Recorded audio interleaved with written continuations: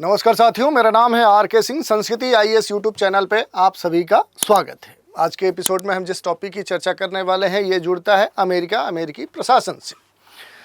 खास तौर पे देखें तो इस समय शटडाउन को लेकर एक न्यूज़ आ रही है, तो हम देखेंगे कि आखिर शटडाउन होता क्या है और इसका ट्रंप सरकार पर असर क्या देखने को मिल सकता है, क्योंकि अमेरिका में संघीय सरकार का जो शटडाउन है वो शुरू हो गया है और इसका जो असर है ये हजारों सरकारी जो कर्मचारी हैं, जो देश के आर्थिक जो नीतियां हैं उनके ऊपर पड़ने की बात कही जा रही है और इसी कारण से ये जो शटडाउन है ये चर्चा में है। तो इससे जुड़े हुए बहुत सारे अहम बिंदु हैं जिन पर हम बात करेंगे। पहले शटडाउन होता क्या है इसे हम समझने का प्रयास करेंगे, इससे जुड़े हुए जो भी महत्वपूर्ण बिंदु हैं उन पर बात करेंगे।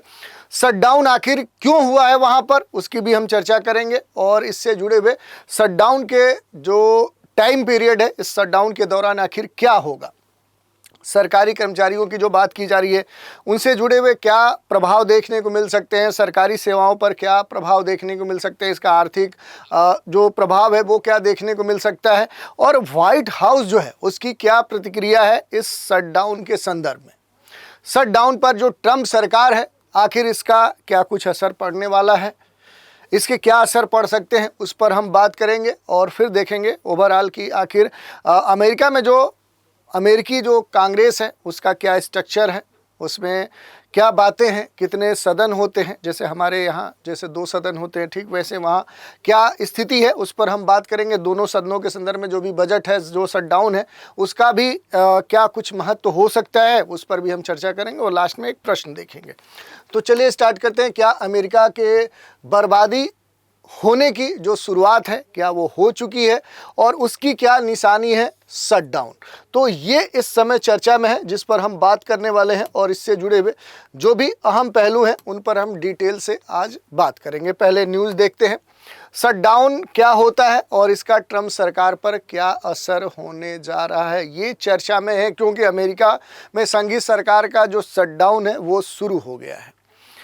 यही इस समय चर्चा का विषय बना हुआ है। लेकिन चर्चा में आगे बढ़ने से पहले आप सभी के लिए एक महत्वपूर्ण सूचना है। गांधी जयंती के अवसर पे संस्कृति आईएएस के द्वारा बड़ा ही महत्वपूर्ण ऑफर संचालित किया जा रहा है, जिसके तहत जो ऑप्शनल कोर्सेज हैं ऑनलाइन मोड पे ज्योग्राफी और हिस्ट्री, जिनकी फीस 45,000 है, लेकिन अब डिस्काउंट के बाद 60% से अधिक छूट दी जा रही है, जिसके तहत अब इनके जो फीस होंगे वो केवल 17,500 मात्र होंगे और समय जो सीमा है वो 2 से लेकर 6 अक्टूबर 2025 है। तो इस समय सीमा में इन कोर्स में अगर आप नामांकन करवाते हैं तो इस छूट का लाभ प्राप्त कर सकते हैं। इसके अलावा भी अगर कोई जानकारी चाहते हैं तो उसके लिए नीचे दिए गए जो नंबर है 9555124124 पे कॉल करके जानकारी प्राप्त कर सकते हैं या संस्कृति आईएएस की जो वेबसाइट है यहाँ विजिट करके भी संबंधित जानकारी प्राप्त कर सकते हैं। कुछ महत्वपूर्ण बिंदुओं पर हम चर्चा करें तो अमेरिका में जो संघीय सरकार है उसका शटडाउन शुरू हो गया है और इसका जो असर है, अब कहा जा रहा है कि जो हजारों एम्प्लॉई हैं, जो हजारों कर्मचारी हैं उनके संदर्भ में अब देखने को मिल सकता है।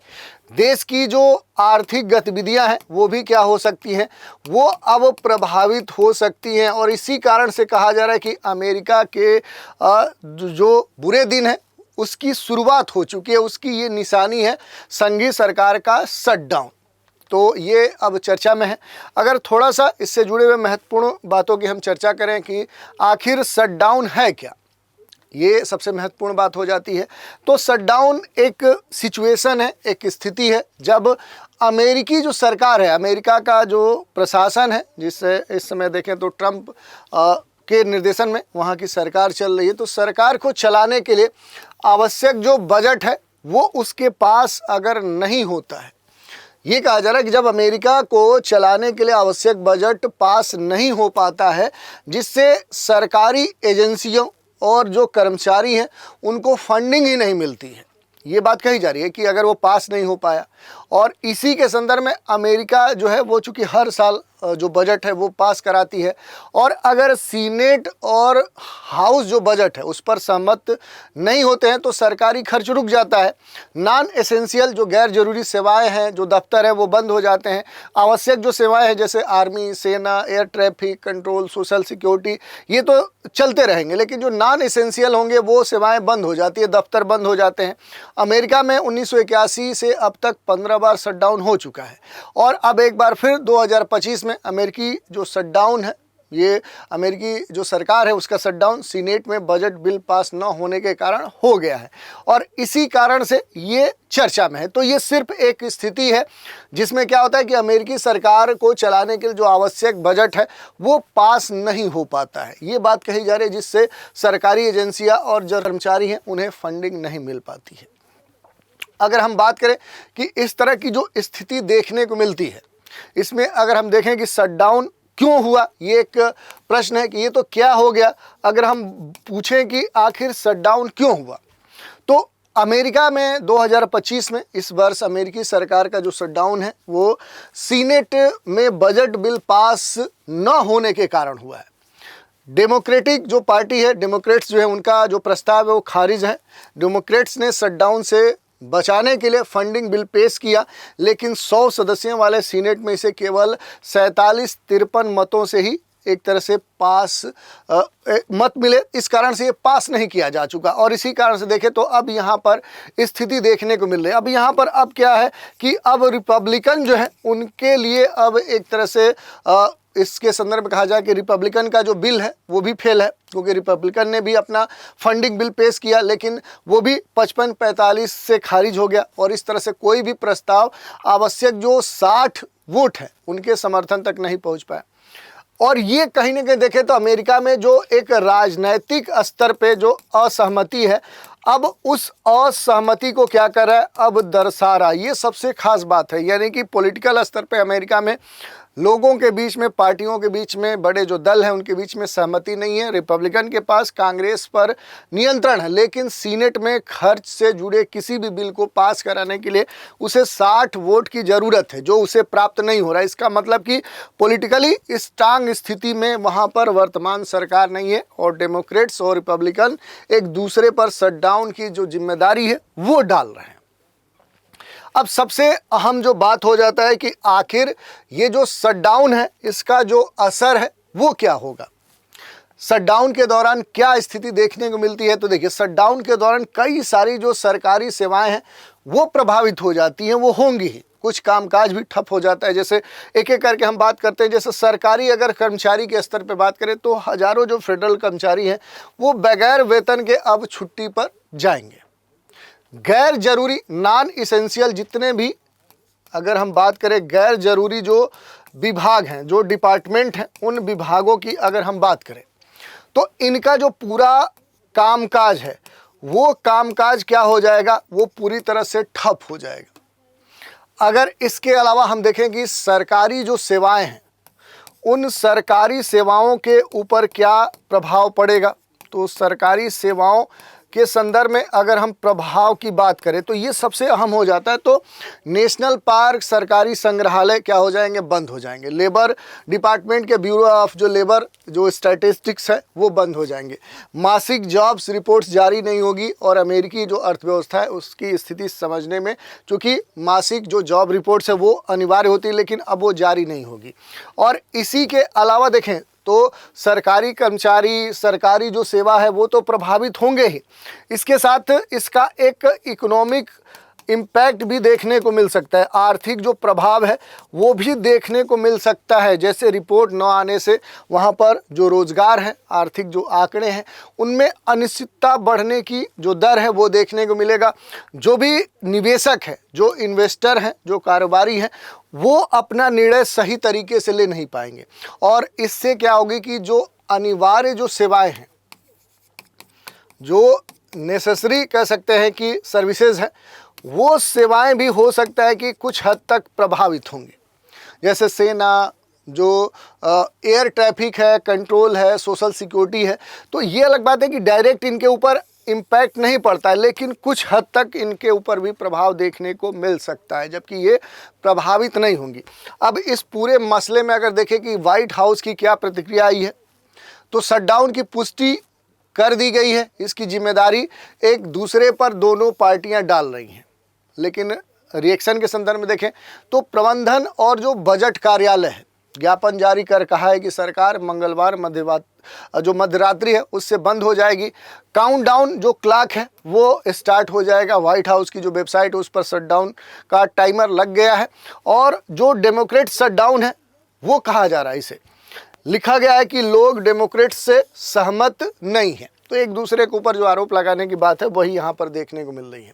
शटडाउन का ट्रम्प सरकार के ऊपर अगर इम्पैक्ट देखें, क्योंकि इस समय ट्रम्प सरकार जो है दुनिया भर में चर्चा का विषय बनी हुई है, तो अब ट्रम्प प्रशासन के ऊपर जो पॉलिटिकल प्रेशर है वो बनने वाला है, क्योंकि प्रशासन के लिए जो एक नकारात्मक राजनीति है उसका मुद्दा अब बन सकता है।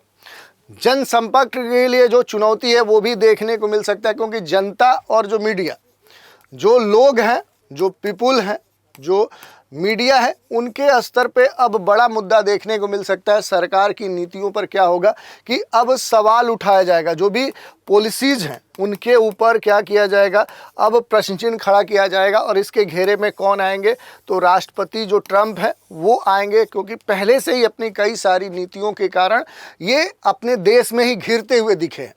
इसके अलावा भी देखें तो कई सारे जो इम्पैक्ट है वो देखने को मिल सकते हैं, जैसे आर्थिक जो प्रभाव है, जो कि हमने बताया, तो आर्थिक जो इसका इम्पैक्ट है वो भी देखने को मिलेगा, क्योंकि हज़ारों सरकारी जो कर्मचारी हैं, कई एजेंसियां इससे प्रभावित होंगी।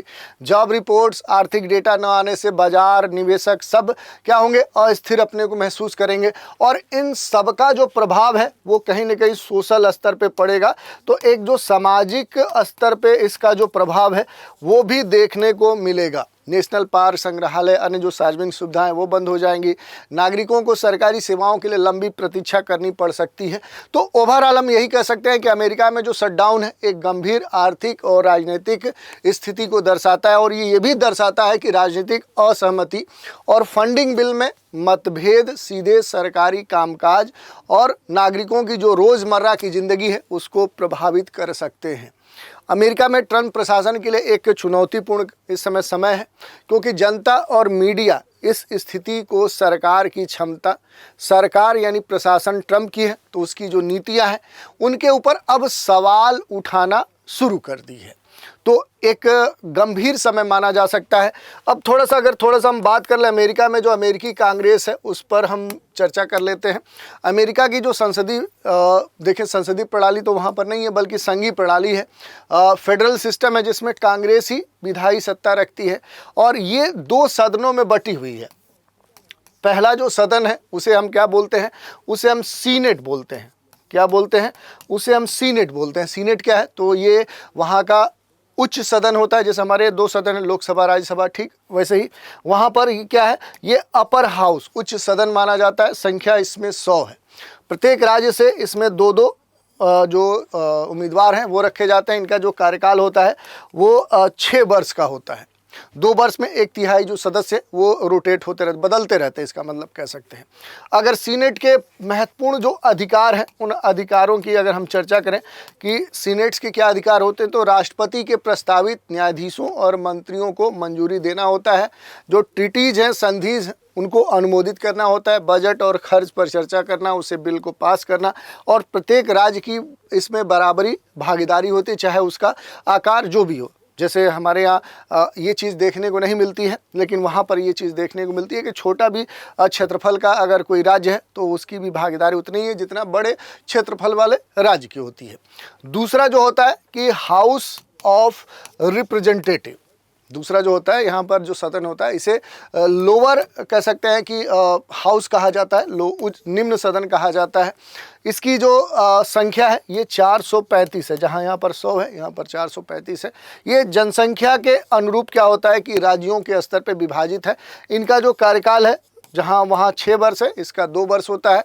प्रमुख जो अधिकार दिए गए हैं यहाँ पर हाउस ऑफ रिप्रेजेंटेटिव को, तो सभी राजस्व और बजट से संबंधित जो भी विधेयक है केवल इसी हाउस से शुरू किए जा सकते हैं। राष्ट्रपति की किसी भी आपातकालीन जो स्थिति है, इमरजेंसी की सिचुएशन है, या फिर महत्वपूर्ण अगर नीति है, उस पर यहीं पर चर्चा होता है।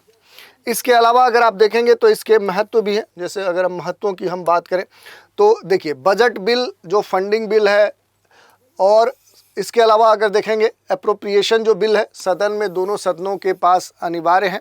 शटडाउन की स्थिति जो है, गवर्नमेंट शटडाउन तब होता है जब हाउस और सीनेट किसी भी बजट बिल या अस्थायी फंडिंग जो बिल है उस पर सहमत नहीं होती है। हाउस बजट बिल की शुरुआत और सीनेट जो है हाउस से पारित जो बिल है उसकी मंजूरी और संशोधन पे काम करता है। तो इस तरह से दोनों सदनों का जो बजट है और शटडाउन है उनके बारे में, इनकी जो इनसे जो संबंध है उस पर हमने बात कर ली। तो ये पूरी चर्चा थी कि अमेरिका में जो एक शटडाउन की स्थिति देखने को मिल रही है, आखिर इसके पीछे कारण क्या है, इसका प्रभाव क्या हो सकता है, और इससे जुड़े हुए जो भी अन्य पहलू हैं उन पर भी हमने बात कर ली। इसी पर आधारित एक प्रश्न है, अमेरिका की कांग्रेस के 2 सदन कौन कौन से हैं? राष्ट्रपति, उपराष्ट्रपति, senate, house of representative, supreme court और हाई कोर्ट, सीनेट या फिर मंत्रिपरिषद। तो इस प्रश्न का उत्तर आपको हमें कमेंट के माध्यम से देना है। तो आज हमने इसी विषय की चर्चा कर ली और इससे जुड़े हुए जो भी बातें थी उन पर संक्षिप्त रूप से बात की। तो आज के एपिसोड में इतना ही। आप सभी हमारे साथ बने रहें, इसके लिए धन्यवाद।